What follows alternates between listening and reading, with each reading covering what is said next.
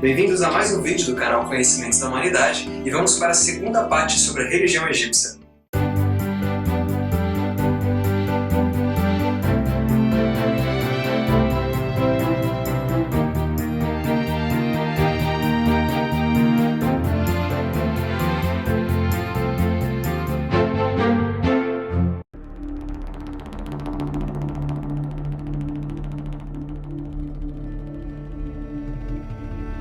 Ra é o deus do sol, aquele que tudo ilumina e derrota a escuridão todas as manhãs. É geralmente considerado o primeiro ser e a origem de todas as outras divindades. Atum, o disco solar, é seu aspecto primordial. O principal centro de culto desse deus era a cidade de Heliópolis. Essa figura solar, como acontece em muitas crenças e tradições, recebe uma posição central no panteão das divindades. Sobre Ra existe uma lenda, e ela fala que existe um deus oculto, e que ninguém sabia seu nome, mas sabia que ele era o governante do mundo. Um dia, a deusa Ísis armou uma armadilha para esse deus. Ela criou uma serpente, e essa serpente picou o deus Ra. O deus, envenenado e sentindo muita dor, pediu a ajuda de Ísis, que era a deusa da cura. E ela disse que o curaria se ele contasse para ela qual era o nome verdadeiro dele. Os egípcios acreditavam que o nome trazia muito poder. O deus no início ele relutou, ele não queria contar o nome. Mas no fim, com a dor que o veneno causava, ele acabou sucumbindo e contou para Ísis que seu nome era Ra. Dessa forma, Ísis se tornou a deusa superior a todos os outros deuses nessa lenda. Osíris e Ísis eram casados e ajudaram a colonizar o Vale do Nilo. Ambos curavam, ensinavam e cultivavam a terra com seu povo. É atribuída a eles a origem do conceito de casamento. Osíris era o rei e viajava constantemente para difundir os conceitos de civilização entre os povos. Enquanto isso, Ísis governava o Baixo e o Alto Egito. Algumas tradições afirmam que Osíris era humano e com o tempo foi alcançando a categoria de divindade.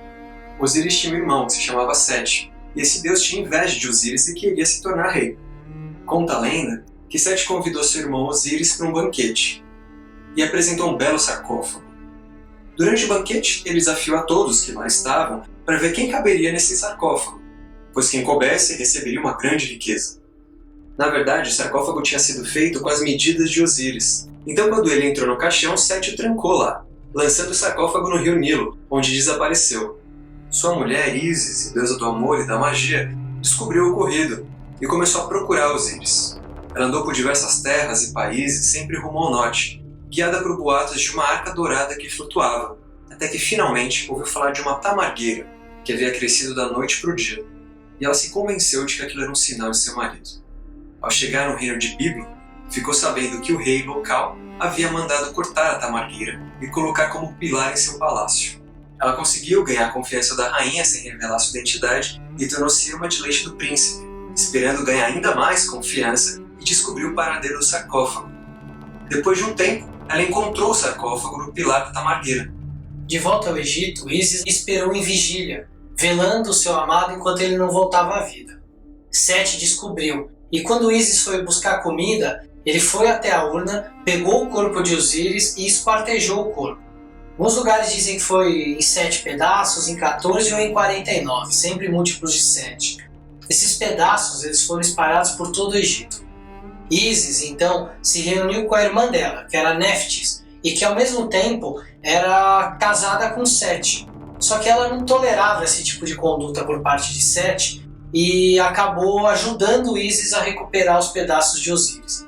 Em algumas outras tradições, o lugar de Néftis ele é trocado por Anubis. É Anubis quem ajuda a Ísis a reencontrar os pedaços do corpo de Osíris. Enfim, Ísis, com a ajuda, ela conseguiu reunir os pedaços e através de uma poderosa magia, ela conseguiu refazer todo o corpo de Osíris. Em seguida, ela através do processo mágico conseguiu fazer amor com Osíris e o manteve vivo por magia tempo suficiente para que ela engravidasse.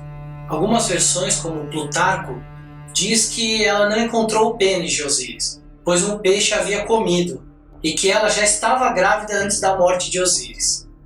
Ao final desse processo, Ísis então ajudou a embalsamar o corpo de Osíris, preparando-o para a viagem até seu novo reino, na Terra dos Mortos, tendo assim criado os primeiros rituais egípcios de enterro e com relação à vida após a morte. Depois dessa viagem de levar o seu amado Osíris até a Terra dos Mortos, ela retornou e ela deu à luz ao deus Horus. Ele é considerado o filho da vida e da morte. Ísis então velou a existência dele até que ele crescesse e pudesse enfrentar seu tio Sete e tomar de volta o trono que era seu por direito. E como não poderia deixar de ser, Sete tentou matar Horus também. Tentou matar ele envenenado na forma de uma serpente, mas Ísis acabou recorrendo ao deus Ra e ele salvou a vida de Horus. Lembrando da lenda que nós falamos em que Ísis consegue descobrir o nome verdadeiro de Ra e ela ganha grande poder com isso, ela consegue com esse poder ajudar Horus a derrotar finalmente Sete e tornar-se o rei do Egito. Portanto, essa lenda de Osíris, Ísis e Horus representa para os egípcios a primeira trindade. Por ser a deusa da magia e da cura, existiam muitos adeptos e muitos templos foram construídos em seu nome. Essa característica fez com que a adoração a essa divindade ultrapassasse as fronteiras do Egito. Existem registros de seus cultos em países como Alemanha, França, Oriente Médio e ilhas do Mediterrâneo. Na Grécia, esse rito atingiu antigos espaços sagrados em Delos, Delfos e Eleusis, e se desenvolveu particularmente em Atenas. Seus discípulos se espalharam também pelos territórios gauleses na Espanha, em Portugal, na Irlanda e na própria Grã-Bretanha. No livro de Bernard Cornwell, que narra a história do rei Arthur, a rainha Guinevere é devota de Ísis e pratica seus rituais. Sua imagem amamentando Horus foi difundida e inspirou muitos artistas de outras religiões. Uma característica de seu culto eram as iniciações que envolviam atos simbólicos de remover véus para que uma nova chave de mistérios fosse desvelada. Através do mito dessa deusa, o iniciado aprendia os segredos dela, que é a que dá a vida, a que reúne, a que conserva e unifica. É ela quem mantém a esperança, que ama, como uma grande senhora e uma grande mãe. A estrela Sótis é associada a Ísis em alguns textos religiosos. Sótis é a estrela que conhecemos hoje como Sírius. Durante o Médio Império, os egípcios eles tomaram como base de seu calendário o nascer helíaco de Sírius, ou seja, o dia em que ele tornava-se visível pouco antes do nascer do Sol, e estando suficientemente afastado do brilho dele. Este evento astronômico ocorria antes da inundação anual do rio Nilo e do solstício de verão, após estar ausente do céu por 70 dias. O hieróglifo para Sótis é uma estrela e um triângulo. Sótis era relacionada com a deusa Ísis, e esse período de 70 dias em que ele sumia do céu, ele era relacionado com a passagem de Ísis e Osíris pelo submundo, pelo Duat ou Tuat. Entre os principais templos de Ísis nós temos Berbeit el-Hagar, no delta, que foi transformado numa pedreira, que consequentemente é na atualidade um local quase desconhecido dos turistas, pois a grandeza que foi um dia dedicado a Ísis resume-se agora a um monte de escombros e blocos de calcário ornados com cenas rituais. Temos também Dendera, no Alto Egito, onde Ísis nasceu. Lá existe um santuário de Hathor parcialmente conservado, com um templo coberto e com uma mise, ou seja, o templo do nascimento de Horus. Philae, ilha-templo de Ísis, que serviu de refúgio à derradeira comunidade iniciática egípcia, mais tarde, no século VI d.C., exterminada por cristãos. Horus, o filho de Ísis e Osíris, é um deus com cabeça de falcão. Ele é considerado o deus dos vivos, enquanto seu pai, que ficou no submundo, era o deus dos mortos. Em suas mãos, Horus carrega as chaves da vida, da morte e da fertilidade. Desde o Antigo Império, o faraó era a manifestação de Horus na Terra. Horus era um símbolo da realeza divina e protetor do faraó reinante. O faraó ele era a encarnação de Horus. O símbolo de Horus era o olho de Horus, que representa o olho que Sete destruiu durante a luta final entre ambos. Segundo a crença, Esse olho possuía poderes mágicos e transformou-se num poderoso e famoso amuleto, capaz de espantar qualquer mal que atacasse alguém.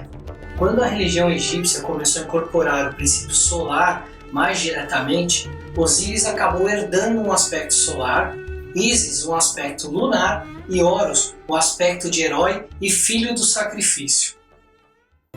E assim finalizamos mais um vídeo do canal Conhecimentos da Humanidade. Se você gostou, curte e compartilha. E não se esqueça de se inscrever no nosso canal. Valeu!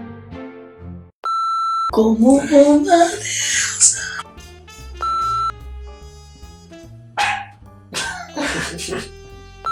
Esse evento astronômico ocorria...